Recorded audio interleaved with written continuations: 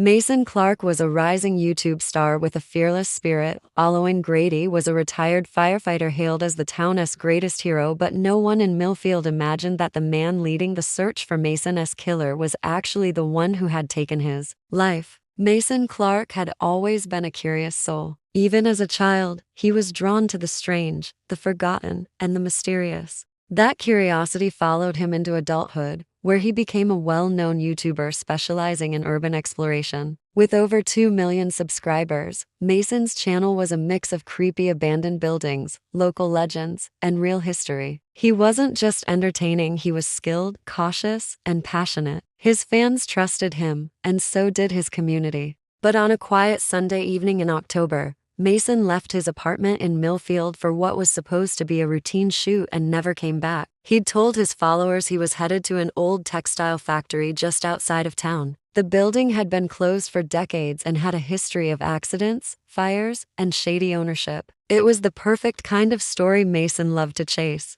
His final post on Instagram was a simple photo of the decaying factory with the caption, "This place has secrets." That photo would later become the center of news reports and online speculation. The next morning, Mason's car was found parked outside the factory gates. The driver's side door was locked, but his phone, backpack, tripod, and even spare camera batteries were still inside. Oddly, his main camera was missing. Volunteers began organizing searches immediately, and within 48 hours, the town was filled with posters, missing persons alerts, and candlelight vigils. The police brought in dogs and drones. Search parties combed the area around the factory and the dense woods nearby, but after 2 weeks, they had nothing. No signs of a struggle, no footprints, no broken gear, just silence. Online, Mason's fans tried to help. They flooded forums with theories. Some thought he got hurt and couldn't call for help. Others feared he was kidnapped. A few even believed he had staged his disappearance for views. But those who knew Mason knew better. He wasn't reckless. He always told someone where he was going. Something had gone wrong. His family was devastated. His mother made tearful appearances on local news, pleading for anyone with information to come forward.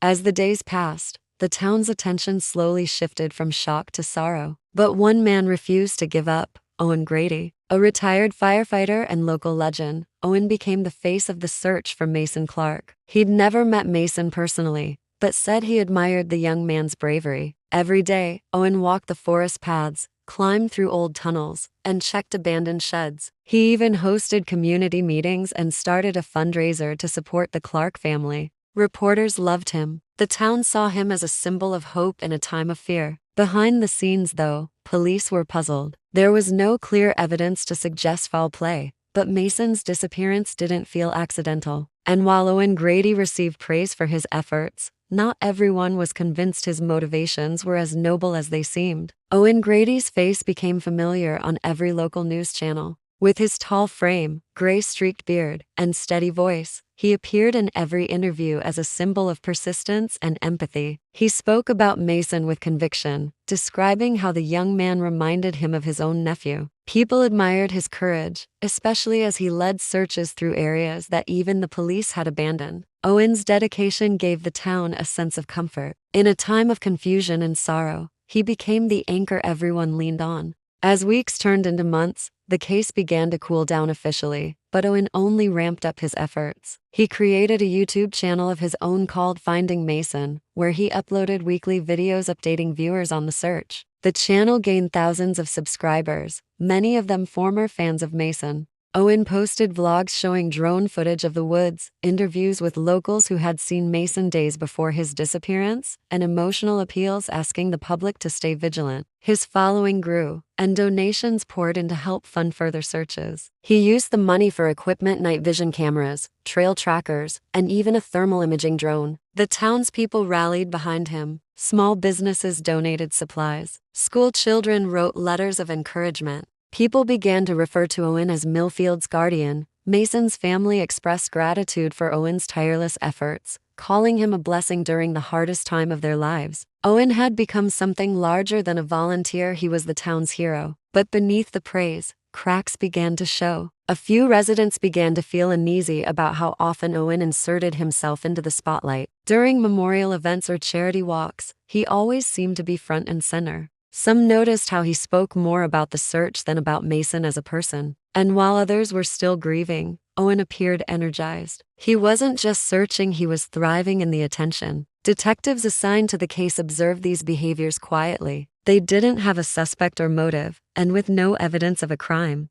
there wasn't much they could do. Still, something about Owen's obsessive involvement stuck in their minds. They reviewed his public videos, noting how he seemed to revisit the same areas again and again, places already thoroughly searched. It was odd, but not suspicious enough to act on. Online, a few viewers began questioning Owen's true motives. Reddit threads speculated whether his channel was sincere or exploitative. One user posted side-by-side clips showing inconsistencies in Owen's stories about the day Mason vanished. But these doubts were drowned out by a wave of support from loyal followers. They defended Owen fiercely, claiming he was being unfairly targeted for doing what the police had failed to do. To the world, Owen was the grieving town's lifeline. But for investigators and a growing minority of skeptics, something didn't feel right. They couldn't yet prove it, but the story of the town's hero was beginning to unravel slowly and quietly. Almost a full year had passed since Mason Clark's disappearance, and most people had begun to accept the grim truth he was likely dead. But no one knew what had happened, and the town of Millfield lived with that unanswered question like a shadow cast over everything. Mason's family stopped giving interviews, the police had moved the case to inactive, and the community began to move on. Except for Owen Grady, who continued to search, film, and share updates online with the same intensity as the first week. It wasn't until a teenager named Riley Morgan uploaded a video to his small exploration channel that things shifted. Riley, inspired by Mason's early content, had started visiting the same abandoned locations Mason had documented. His videos had only a few hundred views, mostly local kids and amateur fans. But one of those videos would soon go viral for all the wrong reasons. Riley had gone exploring in an old coal plant, about 20 miles from the textile factory. Deep in the basement, behind a loose brick in a cracked cement wall, he found a rusty metal box. Inside were strange items: a broken GoPro, a burned phone, and a small flash drive. Riley didn't know how important the items were, but he uploaded a video called "Creepy Box Found at Abandoned Coal Plant. Could this belong to Mason Clark?" The video spread fast, and within 2 days, police had taken the contents. The forensic team carefully worked on the damaged devices. The phone was too burned to recover much, but the GoPro and USB drive held something chilling. On the screen was Mason's final video. It started normally. He was exploring the old textile factory, speaking softly to the camera, pointing out broken walls and empty rooms. But soon, things fell off. He kept turning his camera towards strange noises. Metal clanged in the distance. It felt like someone was there. Mason's voice became tense. The camera shook as he moved fast. Suddenly, there were loud footsteps. Then the video cut out after a crash. Just before the camera hit the floor, a boot appeared. It had a special patch on the sole. Investigators froze the video and zoomed in. It wasn't a regular boot, it was part of a custom batch made only for 6 retired Millfield firefighters 5 years ago. One name immediately caught attention: Owen Grady. This changed everything. Owen was never seen as a suspect, just a concerned man helping in the search. But now, it looked like Mason had run into Owen that night. It didn't prove what happened, but it gave police their first solid lead in a year. Owen, a respected local figure, might have been the person Mason feared in that factory. Police started a quiet investigation. They didn't want Owen to know. He still ran a YouTube channel called Finding Mason, where he posted weekly videos. His tone was serious and emotional, often talking about pain and the need for closure. But behind the scenes, detectives were building a case. First,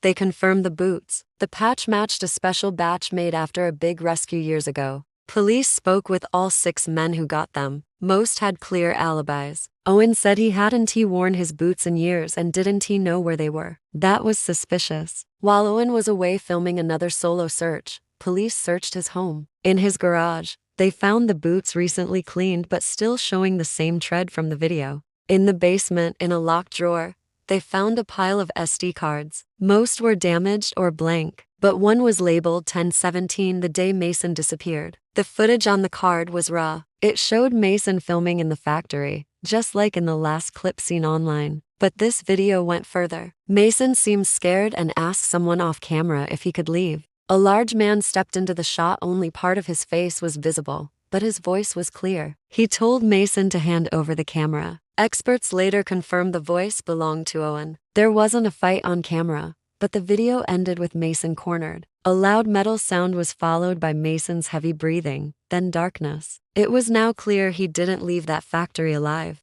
Investigators began connecting the dots. Years ago, there was a quiet scandal involving the factory. Hazardous waste was left unreported, and safety rules were ignored. A fire had covered it up. Owen was part of that fire response team. Mason might have been getting close to exposing it. When Owen saw that, he panicked. The confrontation wasn't planned, but it turned deadly when Mason refused to stop recording. Owen went back later to destroy evidence, but he missed one SD card. His YouTube channel wasn't just a way to help, it was a way to control the story. By leading the search, he hid the truth in plain sight. The police arrested Owen while he was live streaming another solo hike in the forest. As he talked to the camera, officers moved in. The stream ended just after Owen was handcuffed. His calm expression faded. It looked like he knew this moment would come. For nearly a year, he had lived a double life, crying in public while hiding a terrible secret. Millfield was in shock. Owen had led vigils, search parties, and emotional videos. Now it turned out he was behind the very tragedy everyone had been trying to solve. News spread fast. Headlines called him a killer in plain sight.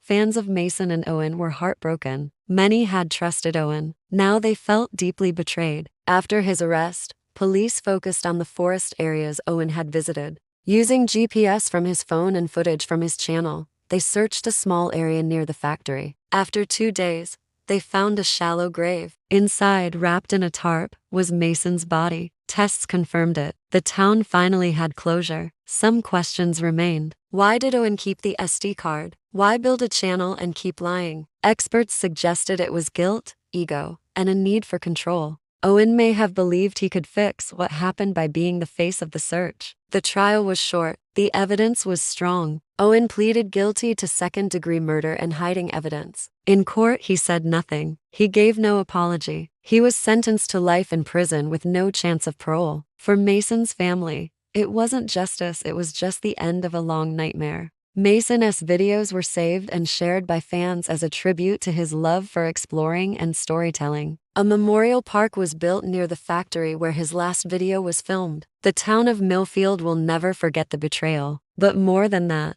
they'll remember Mason curious, brave, and driven. The truth had finally come out. The mask was gone,